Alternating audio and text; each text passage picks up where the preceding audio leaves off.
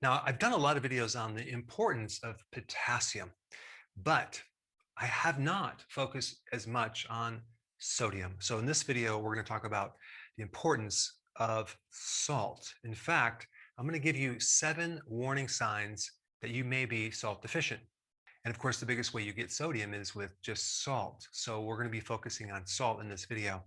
Why would someone be deficient in salt? Well, they don't eat salty foods, right? They're told they're salt sensitive or they have high blood pressure, so they don't consume much salt. Maybe they're going through a lot of stress. The more stress you go through, the more salt you actually need. Let's say it's hot out, right? Or you're sweating, you're going to lose salt. Now, some professional athletes that are working out hardcore in the summer can lose up to 6 grams of sodium just in 1 hour. So when we're exercising, sweating, we can lose a ton of sodium as well as chloride, right? There's some reports that show that we lose even more chlorides than we do sodium. Okay, here's another one. High amounts of potassium. Let's say you start taking a potassium electrolyte powder and you just neglect to take sodium or salt, right? Well, that's going to throw you off because anytime you look at salt or especially sodium, you want to look at it in a balanced state, okay? Not as an individual mineral, because when you increase the opposing mineral that's usually connected with it, like potassium, you can actually increase it or decrease it depending on what you do to potassium. For example, if someone is salt sensitive, what that really means is they're low in potassium. So here's the problem. If someone doesn't know that, they're going to start reducing their sodium more and more and more and generate all these side effects that I'm going to talk about. What they should do instead is just beef up the other mineral. It's much better to have sufficient amounts of both minerals, but in the right ratio. But anytime we go up with potassium, we need more salt. Anytime we go up with salt, we need more potassium. Okay, you started the ketogenic diet. Ketones are like diuretics. Okay, you're going to lose a lot of water. And when you lose the water, you're going to lose your salt and you're going to lose your potassium. So you need both of these things to be put back into the body. Now, what about fasting? Yeah, well, you're not eating anything. You're drinking a lot of water. You shouldn't be drinking anything when you're fasting, but you should be consuming sea salt for sure if you are fasting, simply because our bodies require as an essential nutrient sodium and chloride, or you're going to have these symptoms, which I'm getting to shortly. Now, if you drink coffee, let's say you drink 4 cups of coffee in a day, you'll lose a half a teaspoon of salt because caffeine depletes sodium, which is interesting. Maybe you want to add a little salt in your coffee. I've heard that that will actually reduce some of the bitterness. Okay, drinking too much water. I've done videos just on this topic. If you haven't seen those, this would conflict with what you've been taught, that we need to drink a lot of water. Everyone knows this. But the question is, what happens when we drink too much water? Well, guess what? We're going to flush out the electrolytes, especially sodium chloride. There's people that have even died by drinking too much water. It's called hyponatremia because you're diluting sodium. So you want to drink when you're thirsty, and there's no problem drinking a good amount. Just make sure you also add the sea salt with it. Okay, so these are the reasons why someone's deficient. The key is balancing your salt instead of just restricting your salt or adding more salt. Make sure you add the opposing mineral potassium. If you're salt sensitive, add potassium. What does salt do? Well, it regulates your fluids. It helps you make hydrochloric acid because sodium chloride makes hydrochloric acid. Okay, so if you're low in HCl, let's say you have heartburn or indigestion especially, you might need to beef up your salts. Okay, maintains pH, okay, the acid alkaline levels. It's involved in the sodium potassium pump, which is in every single cell in the body. And that is the generator pump for energy for the nerve muscle connection. Okay, very important, as well as just generating energy. Helps glucose absorption. And lastly, it helps hydrate you. An average person needs between 1 and 2 teaspoons of sea salt a day. Now, that's a very rough figure because this does not take in consideration how much sweating or exercise you do. But this is definitely a minimum right through in here.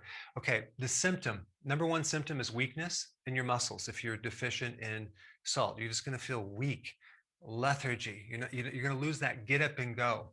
dizzy, especially if you get up too fast, because usually your blood pressure is too low. So low blood pressure means you need more sea salt. Insomnia could be low salt in your diet. So if you have insomnia, you should try this tonight. Just put a little bit of salt, maybe an eighth of a teaspoon, in maybe a half a glass of water, mix it up good, and about, I don't know, an hour and a half before bed, slug it down. See if you sleep better.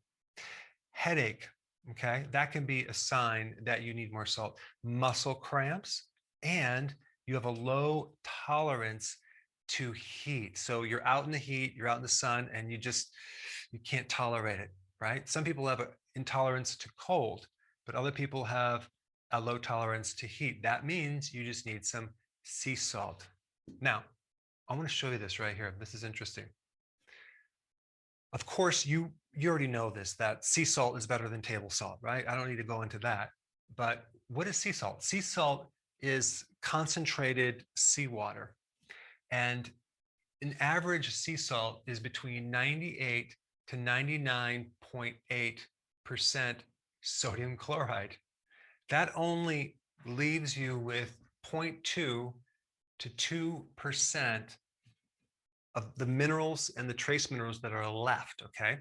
But I want to bring up a chart on a product that I recommend, that I actually take. I put it on my food, that is very different than regular sea salt, okay? It's called Baja Gold Sea Salt, and I put a link down below. And what's unique about this sea salt is it has 77.5% sodium chloride, which leaves room for a lot of other minerals and trace minerals. In fact, it leaves 22.5% room for all these other minerals. So now look at the other ones down below. Like True Salt is 99.9, Cargill Purified Sea Salt Untreated is 99.9, Morton's Natural Sea Salt 99.9. But there's other ones that are lower in sodium chloride, like the Celtic Sea Salt, which is 81.5%. Okay, that's better. And then you have Jacobsen sea salt, which is 85.3%. So you can see this chart, there's a lot of sodium chloride in sea salt. But check this out. Look at calcium, right? Baja Gold Sea Salt is 4,490 parts per million compared to the other ones, like Celtic sea salt is only 1,500 parts per million. And look at Cargill Purified Sea Salt. It's like only 30 parts per million. Now look at potassium. 6,000 parts per million for the Baja.